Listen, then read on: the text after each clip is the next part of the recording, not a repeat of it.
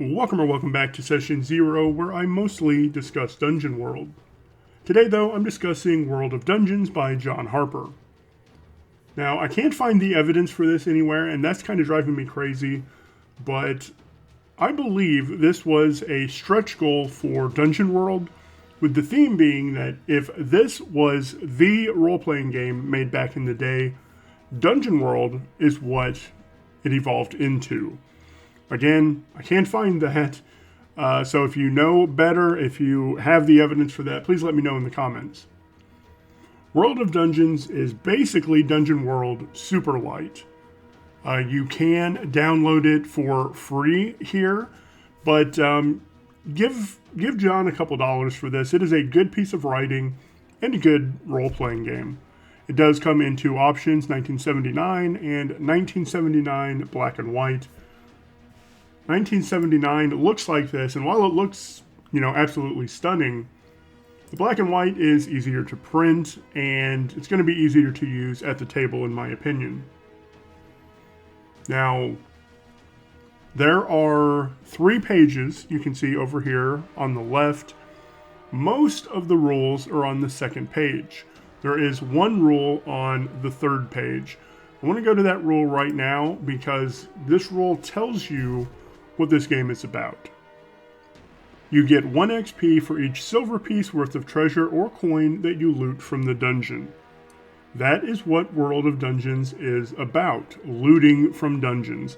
And that's totally fine. That's fun. That is how Dungeon World, or rather how D&D started back in the day. You also get some XP from defeating enemies or completing quests, but it's mainly about the looting. So, right now, we know what this game is about. It is about looting dungeons. Something that I really appreciate is to the right here, a list of names. Not only do I like a list of names, this is also broken down into different geographic regions, which means it does a little bit of world building for you right out of the gate. You've got Northlands, Imperium, Regency, etc. I really appreciate that. Not only are they different types of names, but like I said, it does a little bit of world building for you. Let's pop back up to the character sheet. One thing this game does, it eschews the actual attribute numbers and only cares about the modifiers. These will range from +0 to +3. Skills to the right of that are interesting. Each class gives you 1 or 2 skills, and then you get to choose another one. And I'll get to what skills are here in a bit. Special abilities, there are 5 given classes in the game, and each has 4 special abilities. You start with 2 of them. Those I will explain again as we get into the rules. Armor and speed here in the middle is really interesting because there are no rules for speed. So you kind of have to, do what makes sense. But if you have no armor, you're fast. Light armor is normal speed, and full armor is heavy, which makes you slower. Hit dice and hit points are interesting, and we'll cover those when we get to character creation. Then at the bottom you have coin, needed for next level, and XP. That tells you how you're going to be leveling up, what you need to level up. Super simple character sheet, and for playing solo, I think this actually makes it easier to play 2 characters. You've got them both on one sheet, and that's all you would need to play the game. Let's get into the rules, and I'm going to cover this right panel first, rule summary. Character creation is simple. You'll roll a 2d6 for each of your attributes. On a 6-, it's a 0, 7 to 9 is +1, 10 or 11 is +2, and 12 is a 3+, or a +3. You'll choose 1 skill in addition to any granted by your class. For hit dice, you'll have 1 hit die, which is a d6, plus extra dice equal to your con. You're going to roll all of your hit dice, and then keep 1 of them equal to your level, and that will be your HP. You can re-roll when you consume a ration, etc., to increase your HP. Now we get to the 5 classes: fighters, thieves, clerics, wizards, and rangers. Let's just look at the fighters. You get athletics. You start with that one.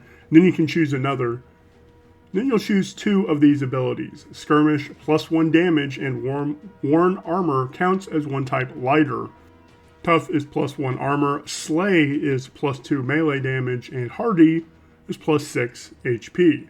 So you're going to choose 2 of those and go from there. Note that we do have a make your own class option. Create a class, choose a skill that will be the class skill, and 2 special abilities from among these special abilities listed here. Rolling the dice, when you attempt something risky, sum 2d6 and add one of your attributes based on what you're trying to do. The GM will tell you some of the possible consequences before you roll, so you can decide if it's worth the risk. In Dungeon World, that is, tell the requirements and ask.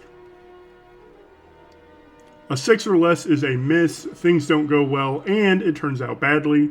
7 to 9 is a partial success, you do it, but there's a cost. 10 or more is a full success, you do it without complication. And a 12 or more is critical. You do it perfectly and get some extra benefit or advantage. Here's where skills come into play. If you have an applicable skill, you can't miss. A roll of 6 or less counts as a partial success, but with a bigger compromise or complication than a 7 to 9 roll. The die of fate is interesting. Sometimes the GM will roll the die of fate to see how the situation is established. Low numbers are ill fortune, high numbers are good fortune. The die might be rolled to establish the weather, indicate an NPC's attitude, determine a wandering monster, etc. The important piece of text here at the bottom: these rolls are yours to bend to your will. You may find it natural to expand, redact, and modify them as your game goes on.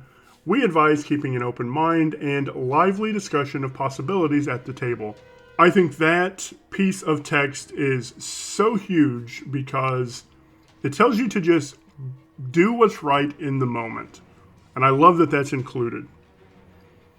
To the left, we have equipment with some costs, some light rules text, some options. We have hirelings, which could be important. And we have the magic system, which is really interesting. There are no spells, quote unquote, in this game. You summon spirits or demons to perform magical effects. You can do that with an hour of uninterrupted ritual, a dose of quicksilver, which has an addictive property, which is interesting, or a magic item containing a bound spirit.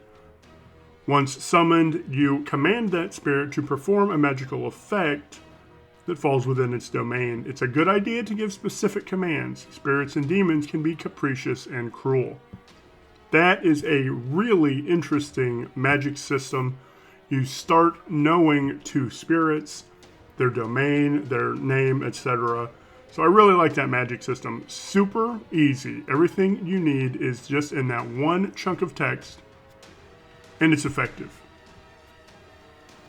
That is World of Dungeons. It's a super easy game, super light game, and you can take it with you anywhere you go.